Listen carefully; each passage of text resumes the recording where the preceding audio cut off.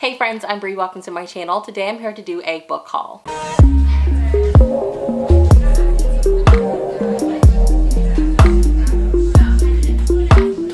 So with the exception of a few book hauls that I've added into reading vlogs, I have not done a sit-down book haul since January. I have accumulated so many books. Some I've already mentioned in previous videos, so I'm not going to mention them in this video. But I've just been so on the fence with doing book hauls because I really like to read and dissect and talk about books with you guys. Like, I'm a history major, so I do that all day, reading for school anyway. It just bleeds over into my reading of romance. And it just feels weird doing a book haul because 9 times out of 10, I haven't actually read the book and I'm like, I don't have anything to say. So if you are new to my channel, when I do a book haul, down in the description box, all of the information will be left there. So if something catches your eye, you can definitely check it out for yourself. And if it's something that you want to chat about, please hit me up in the comments down below. I will preface this video with saying it is a very windy South Texas day and I can do nothing about Mother Nature. So I apologize for the very loud wind that you may hear throughout this video, but let's get into the books. So back in my January book haul, I had hauled the first 3 books in Jill Shalvis's Heartbreaker Bay series, and I have since then hauled the entire series. Some of these you guys have already heard me talk about, so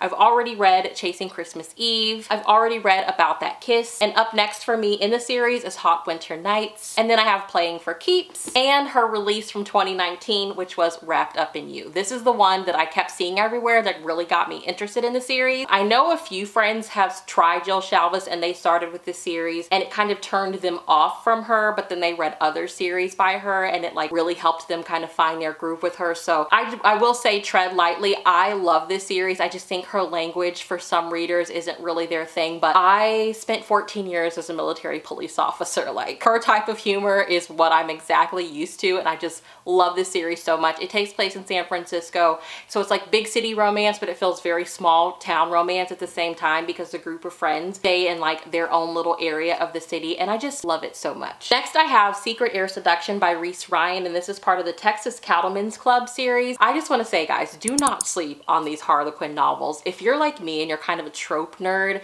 and you like to see the different ways that different authors craft different tropes, these Harlequin novels, they tend to do tropes so well. Reese Ryan is an author that is new to me. I'm really looking forward to picking this one up. So yes, it's a Harlequin desire novel. I feel like I'm going to love it. Next I have Blame It on the Billionaire by Naima Simone. Naima Simone, first and foremost, she does whatever trope that she is writing so well, but I just really love the fact that she's writing these Harlequin desire novels. I mean, she's like the queen, you guys. If you have not read a Naima Simone romance, like, she is a must read. But the fact that she's doing these Harlequin desire novels just makes me even more excited because, like I said, they do tropes so well. So it's like queen of writing tropes, writing these category romances. It just makes me very, very excited. Next, I have Cowboy Come Home, and this is a Once Upon a Time in Texas novel by Carly Bloom. I read the previous book in this series a couple of months ago and it was hilarious. It was like a one-night stand and the 2 characters were at like a Halloween party, so they never saw one another's face, and it was kind of like an enemies, lovers romance. It was just so much fun. So I'm really excited to pick this one up. I have no idea who it follows. I'm just going to go into it knowing the least amount as possible, but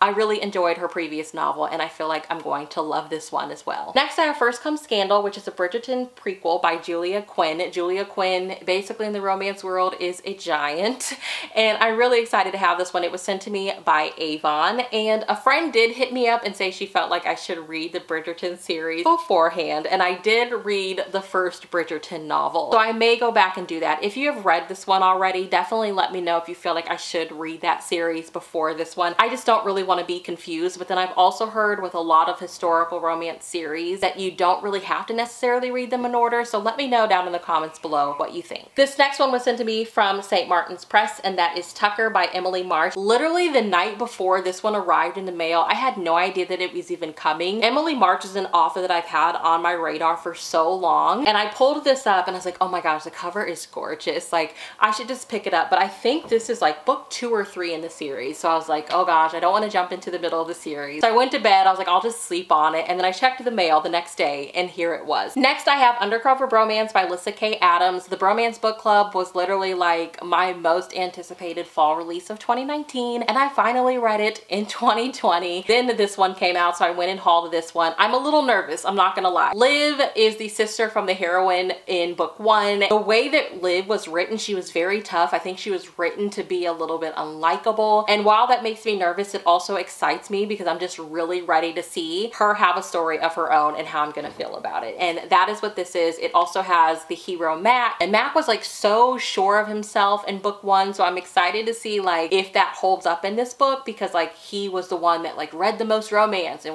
he was just so self-aware, and I'm really wanting to see if that holds up or if he realizes he may not know everything like he thinks. This next one was sent to me from the author, and it's A Flame Through Eternity by Anna Belfrage, and a 3rd book in the Wanderer series. I actually need to order the previous 2 before reading this one because I feel like I'm going to obsess over this trilogy. So it's kind of a love triangle, reincarnation, maybe a little bit of time travel. It follows Helly, Jason, and Sam. And basically Helly and Jason have always been in love with each other, and Sam has been in love with Helly, trying to convince her to be with him. And it just sounds like they're constantly being reincarnated, and like constantly like these two, Helly and Jason, are trying to be together and Sam's constantly getting in the way. I feel like I'm going to love this. Like this has me written all over it. Next I have The Sea Glass Cottage by RAEANNE THAYNE, which was sent to me from Harlequin. So RAEANNE THAYNE was one of the early romance authors for me. Like when I first started reading romance, I found my way to RAEANNE THAYNE because I started reading with Debbie Maycomber, and she was just an author that Debbie Maycomber would recommend.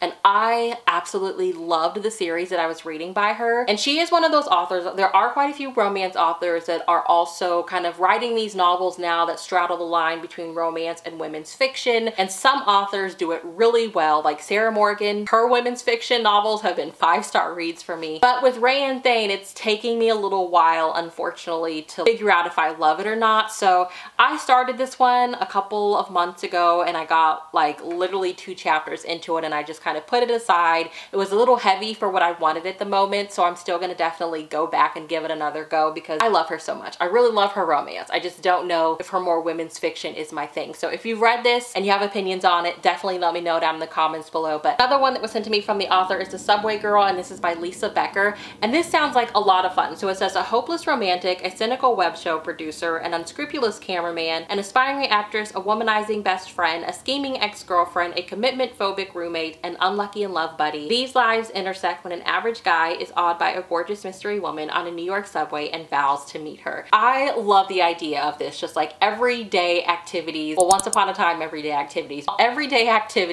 and how like everyone else is involved, but like these 2 people, like their paths cross, and like one of them is determined to stop and actually meet that person. Next I have Reborn Yesterday by Tessa Bailey. I saw this on Lacey from Lacey Book Lovers Instagram, and a lot of my recommendations come from Lacey's Instagram, so as soon as she posted it, I was like, I have to have it. I wasn't the biggest fan of my first Tessa Bailey that I read last year, which was Fix Her Up, but this one is like a paranormal romantic comedy. I just hope that I enjoy this one more than I did Fix Her Up, but we will see. Next I have The Best Laid Plans by Cameron Lund, and this follows a girl. She's like 18 and in high school, and she's literally the last one of her group of friends to lose her virginity. Like she's still a virgin, and it's really bothering her, and there's this really hot guy that she's interested in, but he's in college and she doesn't want to be the virgin, you know, that like makes things all weird. So she asks one of her best guy friends to basically help teach her things in that department so that she has some experience under her belt when she approaches this really hot college guy. From the reviews that I've read, it handles sexuality and like the young adult, new adult realm really well, and I'm just really excited to explore that for myself. I think that it's very unrealistic to think that people of that age aren't aware and aren't partaking in these activities. Next I have Loathe at First Sight by Suzanne Park. I'm a little nervous about this. I did read her young adult novel, which was The Perfect Escape, and I was a little bit let down. It did feel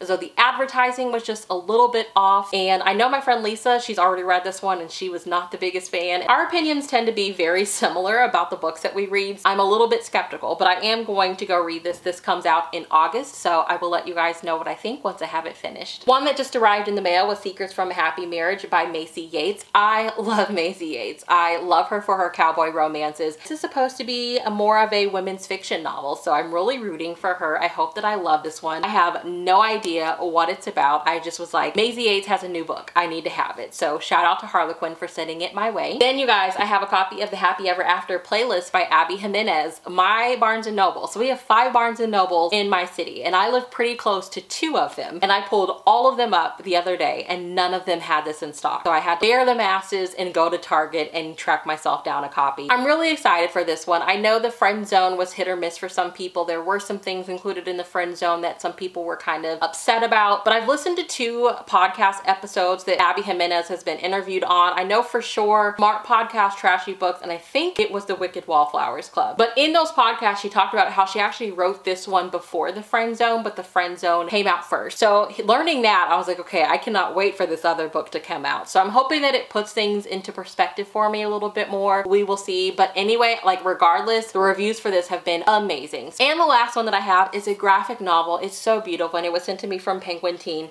and it is Dancing at the Pity Party, a Dead Mom graphic memoir by Tyler Feeder. And you guys, it's all about a young teenage girl whose mom passes away from cancer, and it's just like her story of like grieving her mom. Her mom's actually alive in the beginning of the book, so seeing her mom going through the hospital and all of that stuff, and then life after her mom unfortunately passes away. I just think it's one of those like really important books people need to be reading, because that's very true life. Like unfortunately, young people lose parents to illnesses like this every day. I was so happy when I got a copy of it. So that is my book haul. Let me know down in the comments below if any of these sound interesting to you. If you've read any of them, let me know what your thoughts were in the comments below. I would love to hear. Thank you so much for watching, guys. Have a great day. Bye.